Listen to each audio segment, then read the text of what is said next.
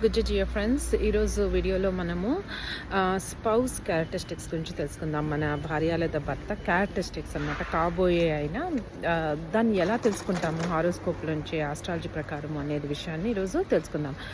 Most important thing is నేను నేర్చుకున్న ప్రకారం అయితే జెమినీ కారకాస్. ఈ సో జెమినీ కారకాస్ అని ఉంటాయి. మీరు కనుక ఏ ఆస్ట్రాలజీ సాఫ్ట్వేర్లో అయినా కూడా జెమినీ కారకాస్ ఇచ్చేది చూస్తే కనుక మీకు అందులో ధారకారక అని ఉంటుంది, ధారకారక డీకే అని ఉంటుంది. దట్ ఈస్ ద స్పౌజ్ అనమాట. దాన్ని బట్టి మన స్పౌజ్ క్యారెక్టరిస్టిక్స్ని కనుక్కోవచ్చు. ఫర్ ఎగ్జాంపుల్ వీనస్ మన జాతకంలో ధారకారక అనుకోండి, అంటే మనకి వీనస్ లాంటి స్పౌజ్ వస్తుందన్నమాట, వస్తారు. అంటే వీనస్ క్యారెక్టరిస్టిక్స్ ఏంటి, వాళ్ళకి లైఫ్ని బాగా ఎంజాయ్ చేస్తారు, ఆర్టిస్టిక్ టాలెంట్స్ ఉంటాయి, ఆర్ట్స్ మీద ఇంట్రెస్ట్ ఉంటుంటుంది, అండ్ వెల్త్ని అలాగా అట్రాక్ట్ చేస్తూ ఉంటారు, ఇలా అనమాట వీనస్. ఫర్ ఎగ్జాంపుల్ దానికి సాటర్న్ ఆపోజిట్ టైప్లో ఒక సాటర్న్ ధారకారక అనుకోండి.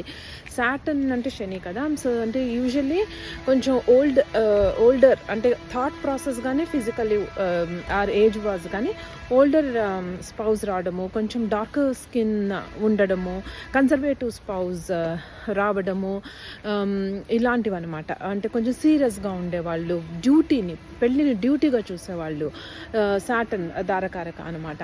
అలాగే మార్స్ అనుకోండి, వీళ్ళు అగ్రెసివ్గా ఉంటారు, మార్స్ కనుక ధారకారక అవుతే. సో మళ్ళీ నౌ ద క్వశ్చన్ బికమ్స్, అంటే వాట్ ఈస్ ద బెస్ట్ ధారకారక, రైట్? అంటే నాకు కనుక సాటర్న్ ధారకారక అంటే ఇంకా నా పని అయిపోయిన వాళ్ళు అలా కన్జర్వేటివ్గా అలాగే ఉంటారా అంటే అండ్ దెన్ అంటే వీనస్ ఇస్ ద బెస్ట్ ధారకారకానా, అలాంటి క్వశ్చన్స్ వస్తాయి.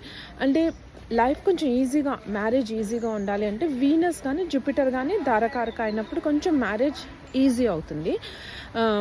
అంటే మనకు అంటే ఇట్స్ నాట్ వెరీ డిఫికల్ట్ కర్మ అసోసియేటెడ్ విత్ మ్యారేజ్.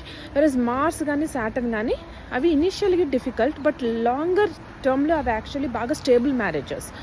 సో ధారకారక బట్టి మనం క్యారెక్టరిస్టిక్స్ చెప్పగలుగుతాము ఇలాంటి స్పౌజ్ వస్తారని. కానీ మ్యారేజ్ ఎలా ఉంటుంది అనేది ధారకారక మీద మాత్రమే డిపెండ్ అవ్వదు. అది యాక్చువల్లీ మ్యారేజ్ హౌస్, 7th హౌస్ని, నవాంశాలు 7th హౌస్ని, ఇలాంటివన్నీ చూడాలి. 7th లార్డ్ ఎక్కడున్నారు, ఇవన్నీ చూడాలన్నమాట. నెక్స్ట్ ఫ్యూ వీడియోస్లో నేను మ్యారేజ్ ఎలా ఉంటుంది అండ్ ఈచ్ ధారకారక ఎలా బిహేవ్ చేస్తారు, ధారకారక ఏ హౌస్లో ఉంటే ఎలా ఉంటుంది, ఇలాంటివి కొన్ని ఎక్స్ప్లెయిన్ చేస్తాను. ఓకే.